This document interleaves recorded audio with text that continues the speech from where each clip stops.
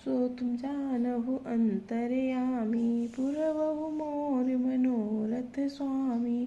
श्री रामचरितमानस चौपाई अयोध्या कांड।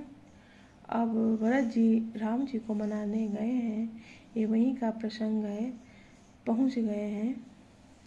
श्री रामचंद्र जी के चरण चिन्ह देखकर दोनों भाई ऐसे हर्षित होते हैं मानो दरिद्र पारस पा गया हो। वहां रज को मस्तक पर रखकर हृदय में और नेत्रों में लगाते हैं और श्री राम रघुनाथ जी के मिलने का समान सुख पाते हैं। भरत जी और शत्रुघ्न जी। और आप लोग लाइक कमेंट कर देना प्लीज। अयोध्या कांड है श्री तुलसीदास जी द्वारा रचित रामायण रामचरितमानस। देखि भरत गति अकथ अतीवा प्रेम मगन मृग खग जड़ जीवा। सखहि स्नेह विबस मग भूला कही सुपंथ सुरबर सही फूला। भरत जी की अत्यंत अनिवर्चनीय दशा देखकर उनके पशु पक्षी और जड़ वृक्षादि जीव प्रेम में मगन हो गए। प्रेम के विशेष बस होने से सखा निषाद राज को भी रास्ता भूल गया। तब देवता सुंदर रास्ता बतलाकर फूल बरसाने लगे। निषाद राज भी प्रेम देख करके रास्ता ही भूल गए। निरखि सिद्धि साधक अनुरागे सहज स्नेह सराहन लागे। होत न भूतल भाव भरत को अचर सचर चर अचर करत को। भरत के प्रेम की सृष्टि को देखकर सिद्ध और साधक लोग भी अनुराग से भर गए और उनके स्वाभाविक प्रेम की प्रशंसा करने लगे। यदि इस पृथ्वी पर भरत का जन्म अथवा प्रेम न होता तो जड़ को चेतन और चेतन को जड़ कौन करता। सो तुम जानहु अंतर्यामी पुरवहु मोर मनोरथ स्वामी। अयोध्या कांड दोहा संख्या 238। प्रेम अमीय मंदरु विरहु भरत पयोधि गंभीर। मथि प्रगट्यो सुर साधु हित कृपा सिंधु रघुवीर। प्रेम अमृत है बिरह मद्रांचल पर्वत है। भरत जी गहरे समुद्र हैं। कृपा के समुद्र श्री राम जी ने देवता और साधुओं के हित के लिए स्वयं इस भरत रूपी गहरे समुद्र को अपने बिरह रूपी मद्रांचल से मथ कर ये प्रेम भी अमृत प्रकट किया है। सखा समेत मनोहर जोटा लख्यो न लखन सघन बन ओटा।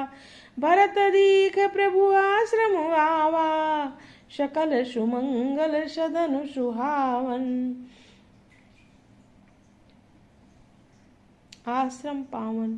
सखा निषाद राज सहित इस मनोहर जोड़ी को सघन वन की आड़ के कारण लक्ष्मण जी नहीं देख पाए।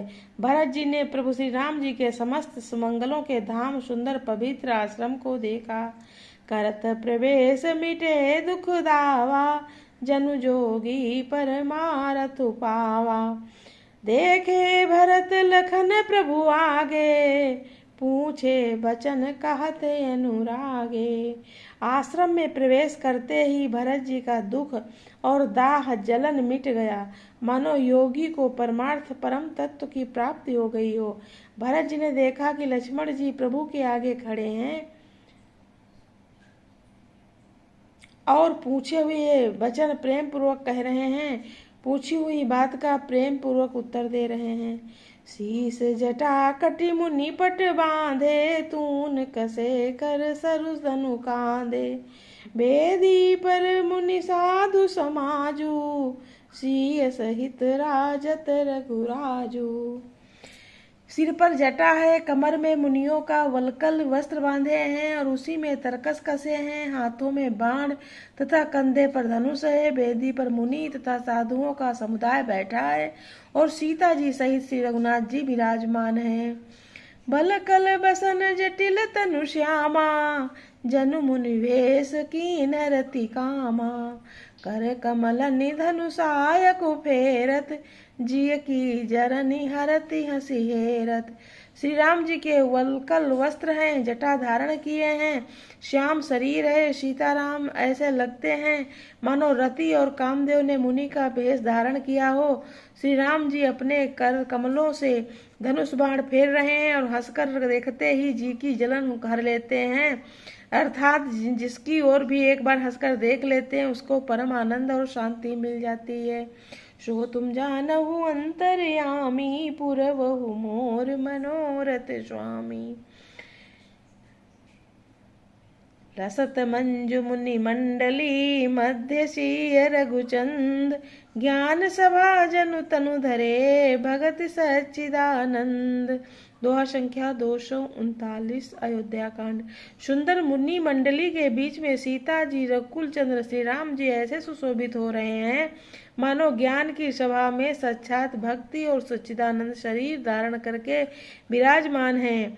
सानुज सखा समेत मगन मन, बिखस बिसरे हरस शोक सुख दुख गन।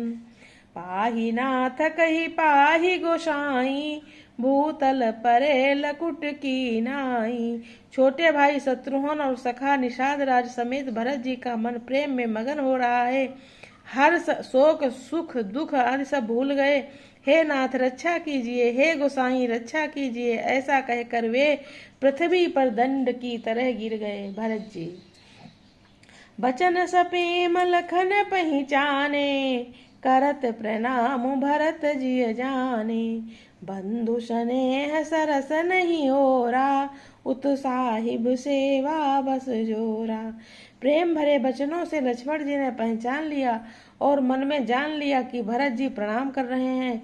वे श्री राम जी और मुंह से किए खड़े थे, भरत जी पीठ पीछे थे, इससे उन्होंने देखा नहीं। अब इस ओर तो भाई भरत जी का सरस प्रेम और उधर स्वामी श्री राम जी की सेवा प्रबल पर बसता।